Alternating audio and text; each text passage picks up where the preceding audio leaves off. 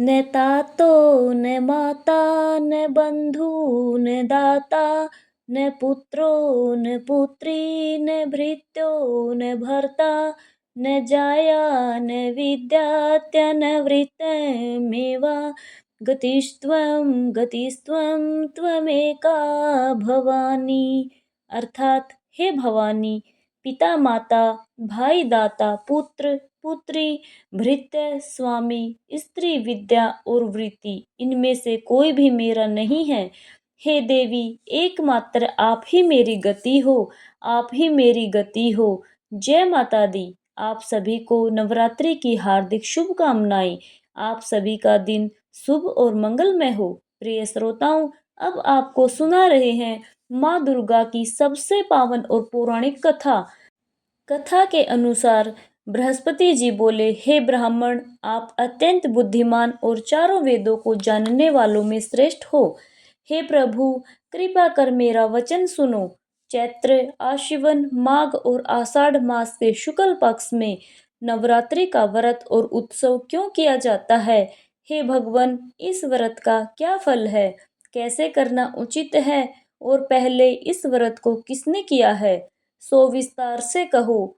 बृहस्पति जी का ऐसा प्रश्न सुनकर ब्रह्मा जी कहने लगे, हे बृहस्पति, प्राणियों के हित करने की इच्छा से तुमने बहुत ही अच्छा प्रश्न किया है।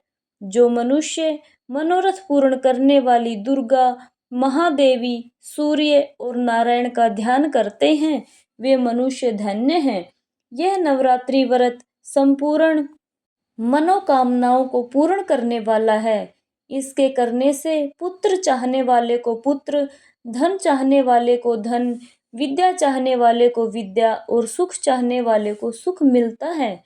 इस व्रत को करने से रोगी का रोग दूर हो जाता है और कारागार में पड़ा हुआ मनुष्य बंधन से छूट जाता है।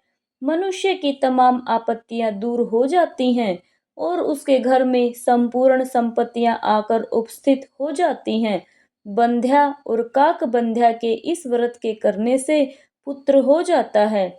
समस्त पापों को दूर करने वाले इस व्रत के करने से ऐसा कौन सा मनोरथ है जो सिद्ध नहीं हो सकता? जो मनुष्य इस अलभ्य मनुष्य देह को पाकर भी नवरात्र का व्रत नहीं करता, वह माता पिता से हीन हो जाता है, अर्थात उसके माता पिता मर जाते हैं और अनेक दुखों को भोगता है। उसके शरीर में कुष्ठ रोग हो जाता है और अंग से हीन हो जाता है। उसके संतान उत्पत्ति नहीं होती। इस तरह वह मूर्ख अनेक दुख भोगता है। इस व्रत को न करने वाला निर्दयी मनुष्य धन और धान्य से रहित हो जाता है, भूख और प्यास के मारे पृथ्वी पर घूमता है और गूंगा हो जाता है। जो सधवा स्त्री भूल से इस व्रत को नहीं करती है, वह पति से हीन होकर नाना प्रकार के दुखों को भोगती है। यदि व्रत करने वाला मनुष्य सारे दिन का उपवास न कर सके तो एक समय भोजन करे और उस दिन बांधवों सहित नवरात्र की कथा श्रवण करे। हे बृहस्पति, जिसने पहले इस महाव्रत को किया है, उसका पवित्र इतिहास मैं तुम्हें सुनाता हूँ। कृपया ध्यान पूर्वक और सावधानी से सुनो।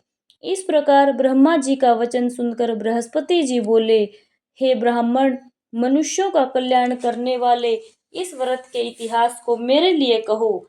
मैं सावधान होकर सुन रहा हूँ। आपकी शरण में आए हुए मुझ पर कृपा करो। ब्रह्मा जी बोले, पीठत नाम के मनोहर नगर में एक अनाथ नाम का ब्राह्मण रहता था। वह भगवती दुर्गा का भक्त था।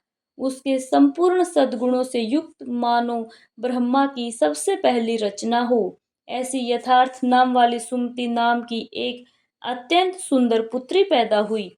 वह कन्या सुमति अपने पिता के घर बालकपन में अपनी सहेलियों के साथ क्रीड़ा करती हुई इस तरह बढ़ने लगी जैसे शुक्ल पक्ष की चंद्रमा की कला बढ़ती है।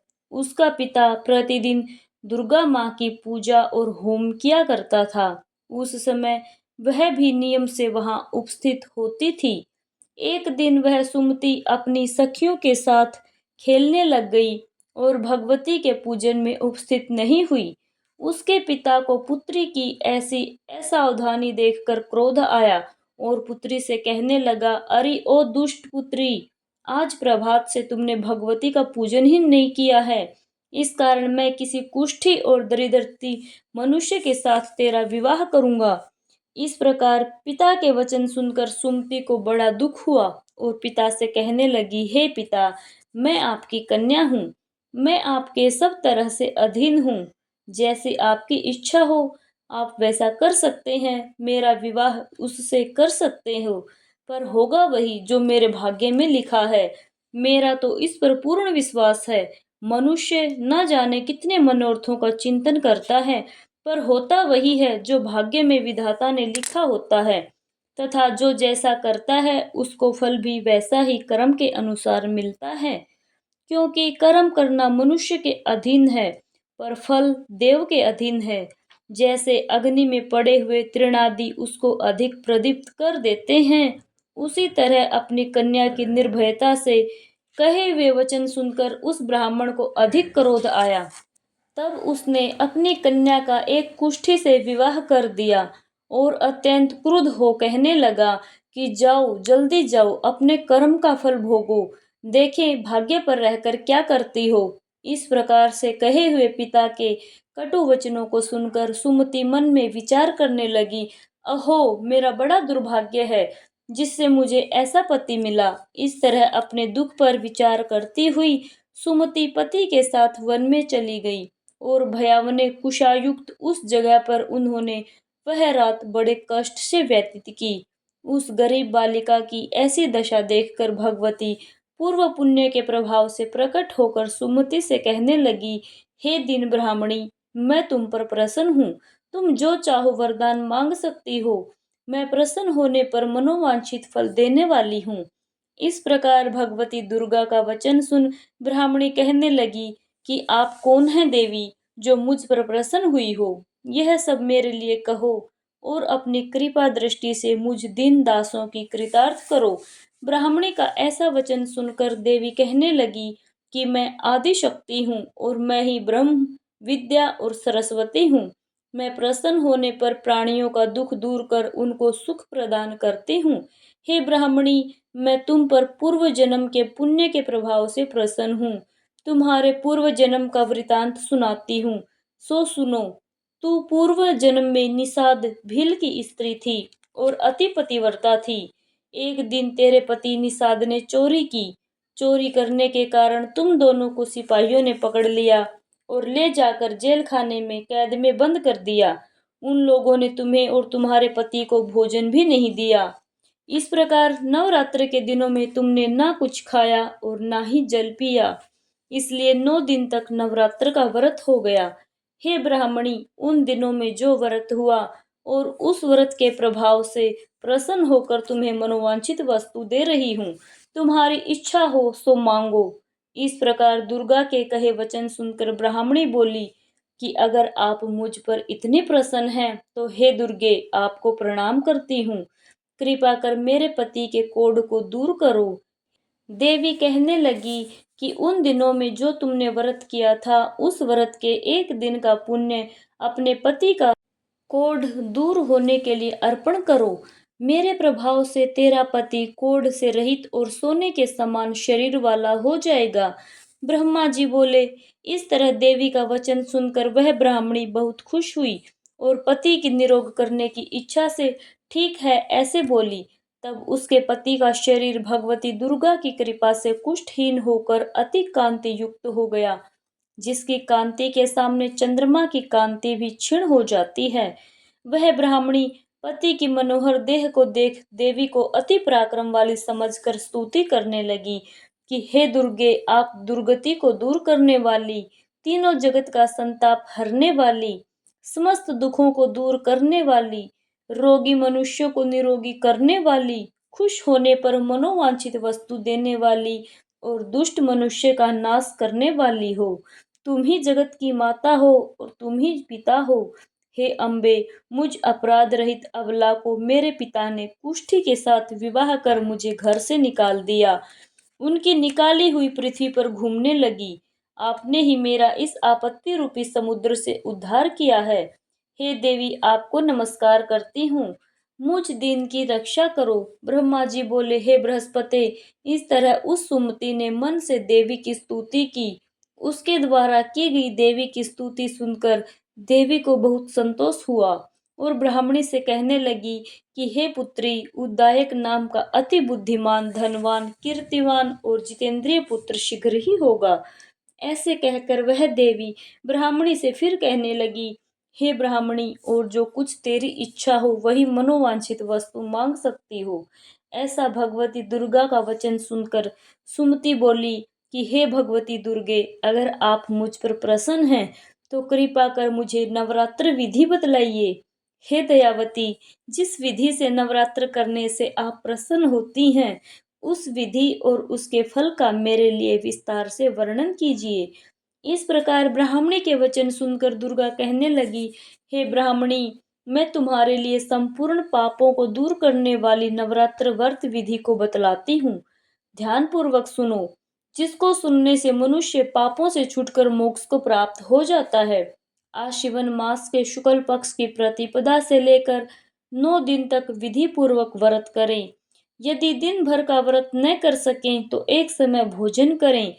पढ़े लिखे ब्राह्मणों से पूछकर घट स्थापना करें और वाटिका बनाकर उसको प्रतिदिन जल से सींचे। महाकाली, महालक्ष्मी और महासरस्वती, इनकी मूर्तियां बनाकर उनकी नित्य विधि सहित पूजा करें और पुष्पों से विधि पूर्वक अर्घ दें। बिजोरा के फूल से अर्घ देने से रूप की प्राप्ति होती है। जायफल से कीर्ति, दाख से कार्य की सिद्धि और आंवले से सुख और केले से भूषण की प्राप्ति होती है। इस प्रकार फलों से अर्घ देकर यथाविधि हवन करें।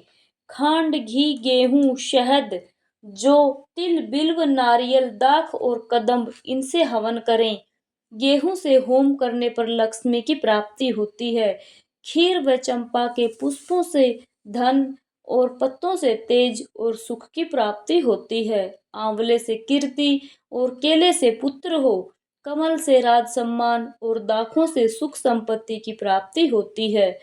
खांड, घी, नारियल, शहद, जौ और तिल, इससे तथा फलों से होम करने से मनवांछित फल की प्राप्ति होती है।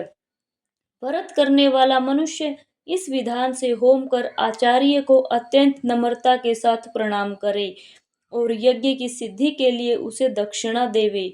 इस महाव्रत को पहले बताई हुई विधि के अनुसार जो कोई करता है, उसके सब मनोरथ सिद्ध हो जाते हैं। इसमें तनिक भी संशय नहीं है। इन 9 दिनों में जो कुछ दान दिया जाता है, उसका करोड़ों गुना फल मिलता है। इस नवरात्र के व्रत करने से ही अश्वमेध यज्ञ का फल मिलता है। हे पुत्री, इस संपूर्ण कामना को पूर्ण करने वाले उत्तम व्रत को तीर्थ, मंदिर अथवा घर में ही विधि के अनुसार करें। ब्रह्मा जी बोले, हे बृहस्पति, इस प्रकार ब्राह्मणी को व्रत की विधि और फल बताकर देवी अंतर्ध्यान हो गई। जो पुरुष या स्त्री इस व्रत को भक्ति पूर्वक करता है, वह इस लोक में सुख पाकर अंत में दुर्लभ मोक्ष को प्राप्त होता है। हे बृहस्पति, यह दुर्लभ व्रत का महात्म्य मैंने तुम्हारे लिए बतलाया है। ऐसे ब्रह्मा जी के वचन सुनकर बृहस्पति जी आनंद के कारण रोमांचित हो गए। बृहस्पति जी कहने लगे, हे ब्राह्मण, आपने मुझ पर अति कृपा की, जो अमृत के समान इस नवरात्र व्रत का महात्म्य सुनाया। हे देव, आपके बिना और कौन इस महात्म्य को सुना सकता है। ऐसे बृहस्पति जी के वचन सुनकर ब्रह्मा जी बोले, हे बृहस्पति, तुमने सब प्राणियों का हित करके इस अलौकिक व्रत को पूछा है, इसलिए तुम धन्य हो। यह भगवती शक्ति संपूर्ण लोकों का पालन करने वाली है। इस महादेवी के प्रभाव को कौन जान सकता है। बोलिए माँ अम्बे की जय। प्रिय श्रोताओं, अब सुनिए दुर्गा जी के 32 नामों की माला। दुर्गा, दुर्गा त्रिशमनी, दुर्गा पद्धी निवारिणी, दुर्गमच्छेदिनी, दुर्गा साधिनी, दुर्गनाशिनी, दुर्गतोद्धारिणी, दुर्गा निहनप्री, दुर्गम पाहा, दुर्गम ज्ञानदा, दुर्ग दैत्यलोकदवानला, दुर्गमा, दुर्गमालोका, दुर्गमाता स्वरूपिणी, दुर्ग मार्ग प्रदा, दुर्गम विद्या, दुर्गाश्रिता, दुर्गम ज्ञान संस्थानाम, दुर्ग मध्यान भासिनी, दुर्ग मोहा, दुर्ग मगा, दुर्गमार्थ स्वरूपिणी, दुर्गा मासुर सहस्त्री, दुर्गमायुध धारिणी, दुर्गमांगी, दुर्गमता, दुर्गमया, दुर्गमेश्वरी, दुर्गम भीमा, दुर्गभामा, दुर्गभा, दुर्गदारिणी। जो मनुष्य दुर्गा की इस नाममाला का पाठ करता है वह निस्संदेह सब प्रकार के भय से मुक्त हो जाता है। बोलिए माँ दुर्गा की जय।